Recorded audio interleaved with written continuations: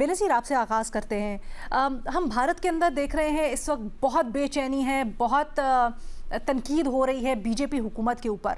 लेकिन क्या ये तनकीद वक्ती है?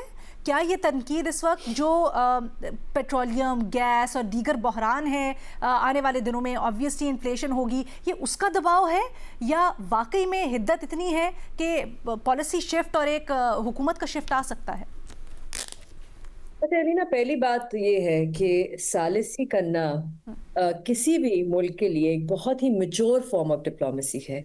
और किसी भी मुल्क की फॉरेन पॉलिसी के लिए एक बहुत बड़ी जीत होती है कि आप पे दोनों ममालिक, और ये एक बहुत ही कॉम्प्लेक्स सिचुएशन है जहाँ पे ईरान भी पाकिस्तान पे एतमाद कर रहा है और अमेरिका भी पाकिस्तान पे एतमाद कर रहा है। इस किस्म की सिचुएशन हमने माजी में देखी है। अक्सर कतर जो है वो निगोशिएटर और मीडिएटर के तौर पे इस किस्म की सिचुएशन में वो आते थे, लेकिन इस वक्त पाकिस्तान का एक सेंट्रल रोल होना और ऑन द टेबल बैठना जब मीडिएशन हो रही है, चाहे वो फर्स्ट फेज ऑफ निगोशिएशंस हो सकता है कल को ये जो बातचीत है ईरान और अमेरिका के दरमियान टर्की में हो जाए या कायरो में हो जाए, वो इररेलेवेंट है। बात ये है कि अभी इस वक्त फर्स्ट फेज ऑफ निगोशिएशंस में पाकिस्तान का एक सेंट्रल रोल होना एक बहुत ही बड़ी डिप्लोमेटिक जीत है हमारे लिए। और अगर ये मामला हल होता है लीना, इससे सिर्फ पाकिस्तान को फायदा तो नहीं होगा, इसको तो पूरी दुनिया को इससे फायदा होगा, क्योंकि इस वक्त ईरान और अमेरिका की जो जंग है वो एक ग्लोबल क्राइसिस है। इससे तो भारत को भी फायदा होगा, क्योंकि ये जो एनर्जी क्राइसिस है, ये जब मामला जितनी जल्दी हल होगा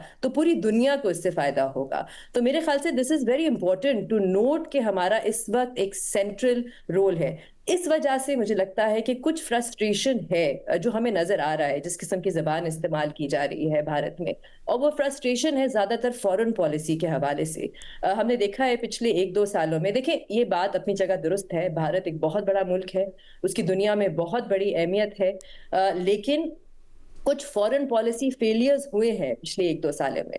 अमेरिका का देख लें, टैरिफ लगाया गया अमेरिका की तरफ से। बांग्लादेश का मामला देख लें, फिर पड़ोसी ममालिक के साथ नेपाल, श्रीलंका, जिनके साथ अब भारत जो है वो ताल्लुकात बेहतर करने की कोशिश कर रहा है।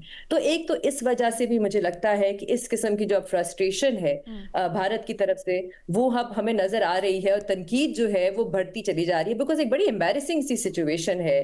क्योंकि इस वक्त तो भारत भी इस पोजीशन में हो सकता था मीडिएटर के तौर पे। भारत के इजराइल के साथ भी अच्छे ताल्लुकात हैं, अमेरिका के साथ भी अच्छे ताल्लुकात हैं, ईरान के साथ भी हैं। लेकिन एक ऐसा मुल्क, ये हमें याद रखना चाहिए कि भारत की एक बड़ी नॉन अलाइनमेंट पॉलिसी रही है, लेकिन हमने देखा है कि इस वक्त नरेंद्र मोदी की हुकूमत में कॉन्ट्रडिक्शन है कि आपकी एक नॉन अलाइनमेंट पॉलिसी रही है, लेकिन आप बहुत करीब होते जा रहे हैं इजराइल के।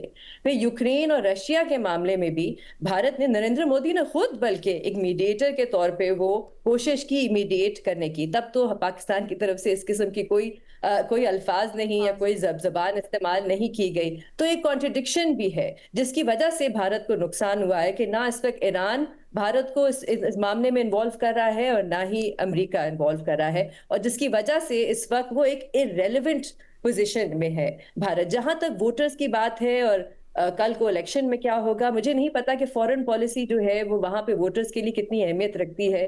क्या वो इस बेसिस पे वोट करते हैं, नहीं करते, हमें देखना पड़ेगा आने वाले दिनों में कि ये किस तरह ट्रांसलेट करता है ऑन द ग्राउंड।